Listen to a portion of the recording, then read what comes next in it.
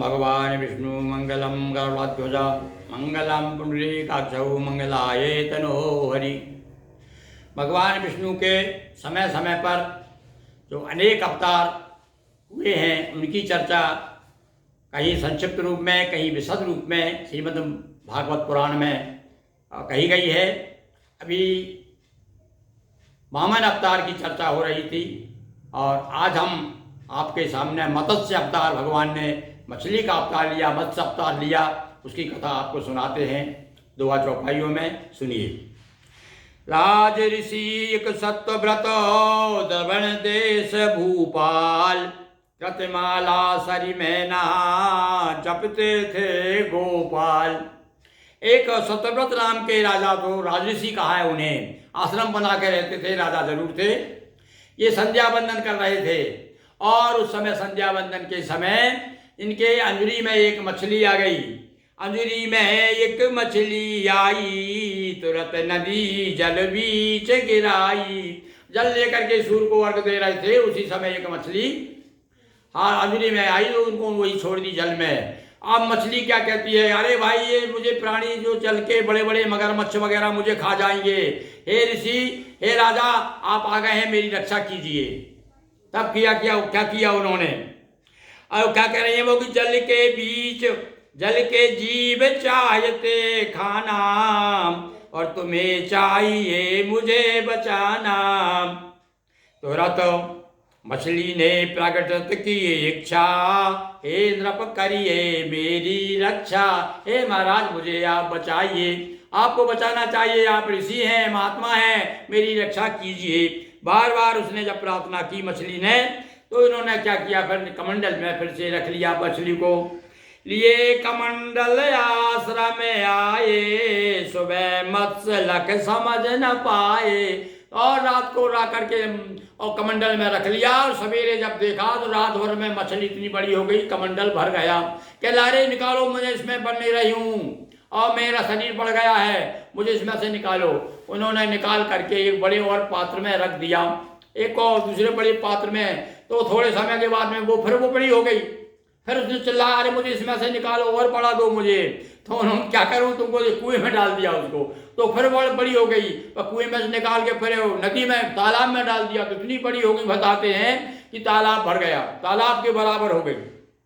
अब तो बड़े परेशान हो गए, क्या करूं, चलो इसको समुद्र में छोड़ देते हैं। तो ले जा करके समुद्र में छोड़ दिया। जब समुद्र में छोड़ दिया तब क्या होता देखिए आप, मछली देहाकार बढ़ाया, तब तड़ाग तक पहुंचाया, तब तड़ाग तक उसे पहुंचाया, जहां जहां नृप ने पहुंचाया वैसा ही आकार बढ़ाया। जहां जहां भी उन्होंने जिस बर्तन में रखा, नदी में छोड़ दिया वो बड़ी हो गई, तालाब में छोड़ दिया किंतु उसमें भी नहीं बनी, तब समुद्र में छोड़ दिया। तो जब समुद्र में छोड़ा जाकर, तब मत्स्य बोले समझा कर। समझ गए ऋषि भी, अरे ये कोई साधारण नहीं है, ये तो देव स्वरूप है। तो वो भी हाथ जोड़ने लगे, स्तुति करने लगे। तब उन्होंने समझा कि सुनो, दिवस 7 में होगा प्रलय, किंतु नहीं लाना तुम मन भय। 7वें दिन प्रलय होने वाला है। ये देखिए, वो तो भगवान मत्स्य के रूप में आए थे।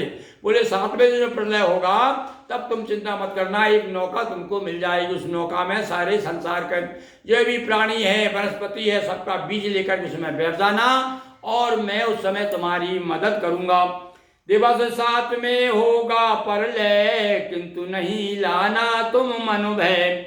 जल में डूबेगा संसारा, होगा चहुओर अंधियारा। तब समझा, तब समक्ष होगा नव नौका, तब समक्ष होगा नव मौका, आएगी समक्ष एक नौका। अब तुम्हारे सामने एक नौका उपस्थित कर दूंगा मैं, भगवान कह रहे हैं मछली के रूप में।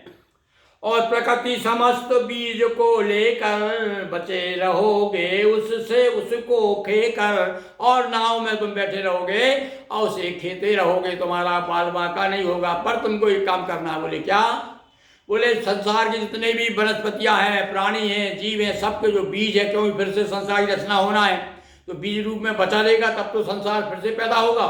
तो बीज रूप में उसको रखना है। और मैं स्वयं जो है सींग युक्त मैं मछली बनकर आऊंगा, उस जल में तिरकर तैरते हुए मैं आऊंगा। मछली एक सींग वाली मछली, उस सींग से तुम जो है अब बांस की नाक की रस्सी लेकर के उससे बांध देना नौका में, नौका को बांध देना उससे, तो उससे क्या होगा, नाव डूबेगी नहीं। और कुछ संशय मन में ना लेना, बांध सींग से नौका देना, नाव को बांध देना।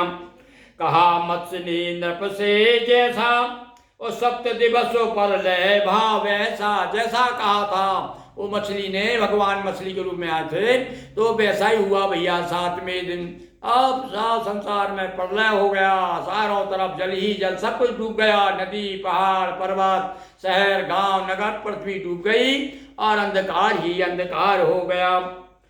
सप्तम दिवस प्रलय था वैसा, मत्स्य रूप श्री हरि भी आए, दिया ज्ञान नृप को समझाए। और उस समय भगवान ने उनको समझाया, ज्ञान दिया, ज्ञान वैराग भक्ति तीनों के विषय में जो ज्ञान दिया हुआ है आगे जाकर के मत्स्य पुराण के रूप में प्रकट हुआ।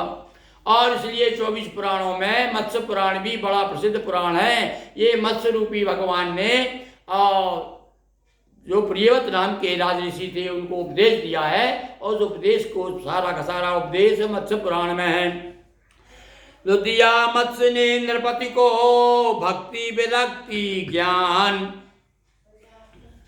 इसी भव्य उपदेश को कहते मत्स्य पुराण। बोलिए कृष्ण चंद्र की जय, उमापति महादेव की जय, नर्मदा मैया जी की जय, बोलिए मत्स्य भगवान की जय। हर हर महादेव शंभो। दोस्तों वीडियो को लाइक करें, शेयर करें, चैनल पर नए हो चैनल को सब्सक्राइब करें। बहुत बहुत धन्यवाद।